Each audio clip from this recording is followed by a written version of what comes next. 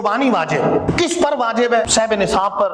اس کا نصاب میں عرض کرتا ہوں اختصار کے ساتھ توجہ رکھیے گا. کئی دفعہ لوگوں کو دھوکا ہوتا ہے, لوگ یہ سمجھتے ہیں کہ مجھ پہ تو واجب نہیں ہے, میں تو غریب سا شخص ہوں. پتہ چلے کہ نصاب موجود ہے اور قربانی اس پہ واجب ہے. 7.5 تولے سونا ہو, وہ عمومی طور پہ ہوتا نہیں ہے, اس پہ قربانی ہوتی ہے. وہ نہیں تو 52.5 تولے چاندی. اگر وہ نہیں ہے تو 52.5 تولے چاندی کے برابر رقم, یا 52.5 تولے چاندی کے برابر کاروبار, یا 52.5 تولے چاندی کے حاجت اصلیہ کے علاوہ کوئی چیز بھی پاس, تو قربانی واجب ہو. آج کا ریٹ جو ابھی پتہ کروایا میں نے آتے ہوئے, باقاعدہ مارکیٹ کے اندر ریٹ ہے, وہ اس کے مطابق 1,45,425 روپے بنتے ہیں نصاب. اب اتنی رقم اگر کسی کے پاس ہے عید کے دنوں میں تو اس پر قربانی واجب ہو جائے. رقم نہیں ہے, لیکن پرچون کی دکان ہے یا کوئی چھوٹی موٹی دکان ہے جس کے اندر اتنا مال رکھا ہوا ہے کہ جو 1.5 لاکھ کے قریب سے زیادہ ہے, یعنی 1,45,000 سے زیادہ ہے, تو قربانی واجب ہو جائے گی. اچھا, اسی طرح حاجت اصلیہ کے علاوہ, حاجت اصلیہ سے مراد ایک مکان ہے, یہ تو حاجت اصلیہ میں, لیکن اگر اس سے زائد کوئی مکان ہے یا کوئی پلاٹ ہے, اس پلاٹ پر بھی قربانی واجب ہو. اور پلاٹ کی قیمت عام طور پہ اتنی قیمت سے تو زیادہ ہی ہوتی ہے. کئی دفعہ ایسا ہوتا ہے کہ لوگ